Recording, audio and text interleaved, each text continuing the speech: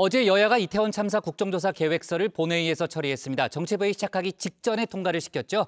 이른바 친윤 의원들이 표결을 통해 반대 의사를 밝혔다는 속보까지 저희가 전한 바 있습니다. 그 파장은 오늘까지 이어지고 있습니다. 그리고 간만에 합의를 이끌어낸 여야가 내년도 예산안 또 방송법 개정 등을 놓고서는 여전히 대치 국면을 이어가고 있습니다. 관련 소식을 유한울 체커가 정리했습니다. 네, 5시 하면 다정해 정의원들의 뉴스 큐레이터 울체커입니다. 금요일에 뉴스픽 5 바로 시작하겠습니다. 네, 오늘 준비한 소식은요. 여여 불협화음, 여야 갈등, 비자일사, L 검거 266억 원으로 잡아봤습니다. 이태원 참사 국정조사 계획서가 국회를 통과했습니다. 기간은 내년 1월 7일까지 45일 동안이고요. 관련 기관의 보고와 질의, 증인, 참고인 신문 등을 진행합니다. 증인과 참고인은 앞으로 여야가 더 협의해서 정하게 됩니다. 여야 합의로 채택할 수 있도록 노력해 주신 박홍근 주호영 원내대표님을 비롯한 여야 지도부의 노고에 감사드립니다.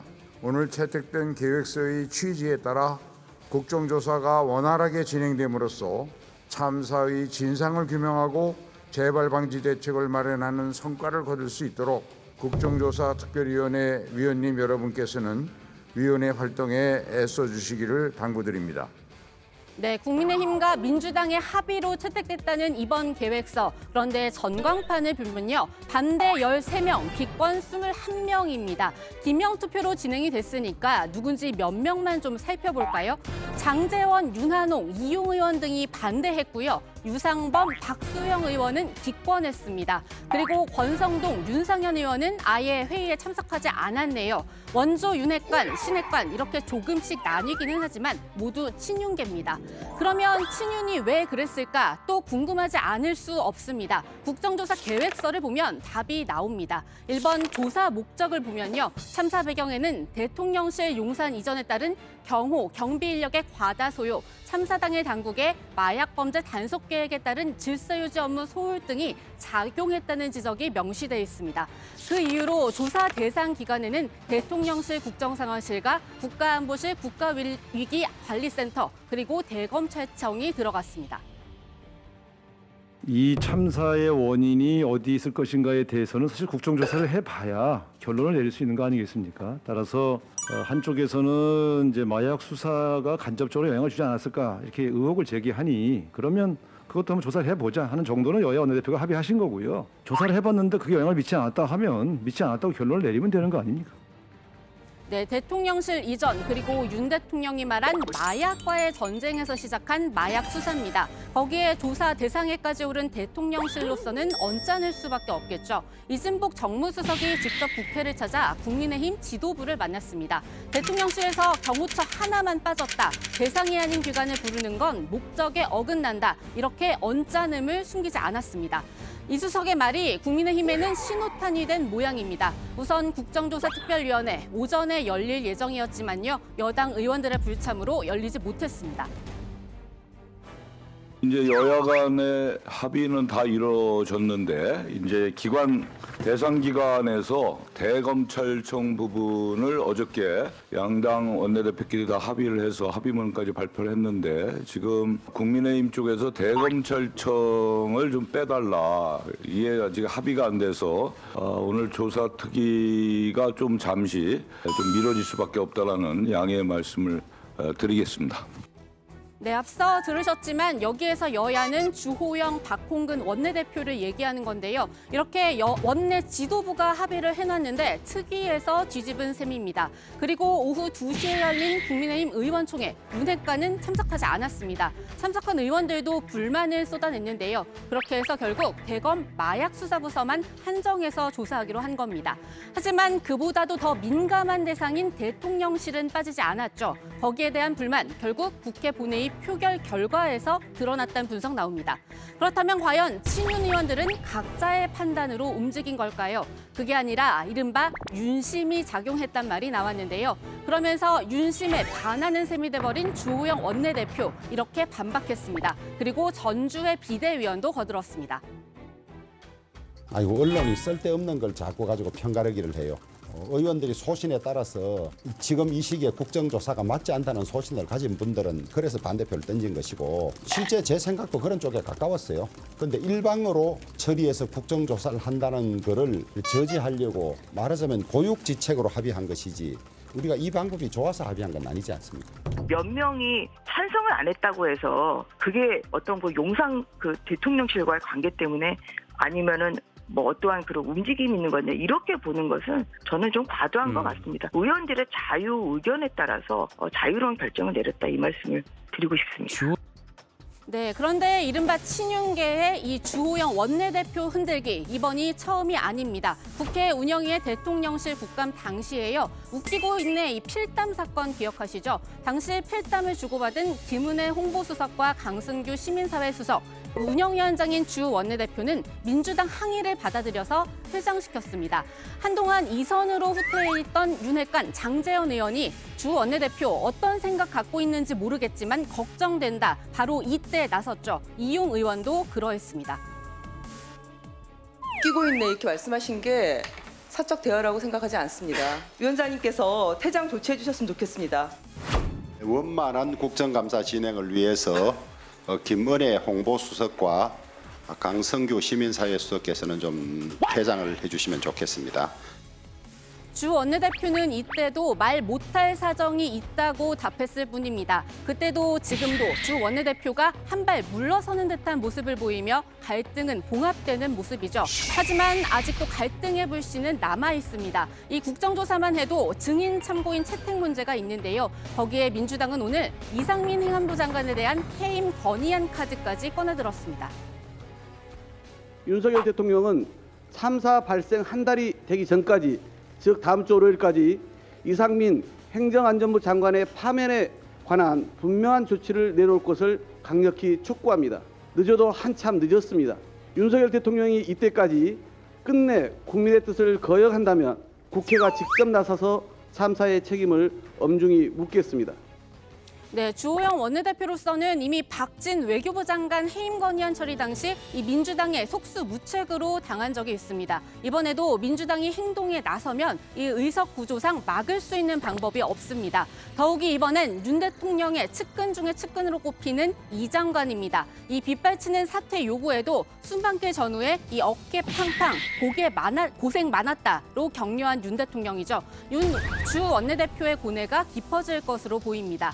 이런 가운데 오늘 윤 대통령은 국민의힘 지도부를 용산으로 불러 저녁을 함께합니다. 이 지난 10월 원외 당협위원장 오찬 때와 같다면 이 주 원내대표 윤 대통령 바로 옆에 앉을 텐데요. 두 사람은 과연 어떤 대화를 주고받을까요? 여러모로 참 쉽지 않은 여당 원내대표 자리입니다. 내용이 항상 있죠. 항상 있습니다. 그거 왜 부정적으로 생각하세요? 그러니까 이견이 있는 거 이견. 당연히 불만 가질 수 있죠. 근데 이제 그렇게 하지 않으면 정 합의가 안 될 것 같으니까 그렇죠. 억울해도 그냥 참고 넘어가는 거죠. 그건 이제 원내대표 그런 어려움이 있어요. 네, 그리고 두 번째 픽, 이번에는 여야 갈등입니다. 앞서 주호영 원내대표가 택한 고육지책의 이유, 바로 내년도 예산안 처리입니다. 이 여소야대 구도에서 그래도 예산안에 정부와 여권이 바라는 예산을 좀 반영해서 원활히 통과시키려는 계산이었을 텐데요. 그래서 예산안 처리할 때까지는 예비조사 기간을 갖기로 계획서에 못 박은 듯합니다.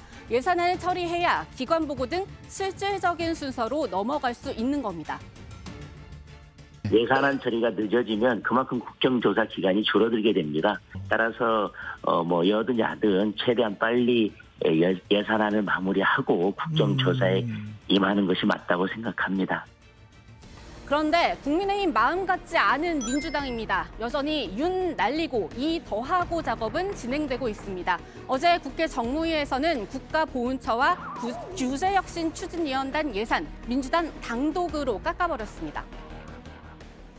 국회 예산 편성 심사권을 남용을 하여 윤석열 정부의 핵심 국정과제 수행을 위한 예산 위주로 삭감을 하여 결국 자기들 입맛에 맞는 예산만 편성하겠다고 오늘 날치기 처리한 것입니다. 이는 국민들로부터 큰 비판을 받을 수밖에 없을 것입니다. 그러면서 민주당은 이재명 대표가 되살리겠다고 약속한 공공임대주택 예산을 국회 국토위에서 6조 원 반영해서 처리했는데요. 그러면서 소위에서보다 감액 폭은 줄였지만 윤 대통령의 용산공원 조성사업 예산은 정부 원안보다 결국 깎아서 넘겼습니다. 공공임대주택의 충분한 공급 없이는 지옥고라고 불리는 열악한 주거 환경 해소에 매우 미치지 못하게 됩니다. 더 확대해도 모자랄 공공임대주택 예산을 비정하게 칼질하고 빚내서 집을 사라라고 하는 정책에 올인하는 정부 여당 반성하셔야 합니다. 네, 국민의힘 특히 주호영 원내대표로서는 난감한 상황일 것 같은데요. 이 검수완박에 빗댄 정부 완박 표현이 나왔습니다. 어제 모처럼 예산 처리 이후에 국정조사하는 걸로 합의를 했습니다마는 또다시 우리 당 의원들이 퇴장한 가운데 일방적으로 핵심 정책과 공약에 대한 예산마저도 칼질해서 넘기고 있는 독주를 감행하고 있습니다. 새 정부가 일을 못하게 하려는 정부 완박 횡포입니다. 또 무엇보다도 숫자의 힘으로 여야 합의 처리라는 정신에 짓밟은 반의회적인 행태입니다.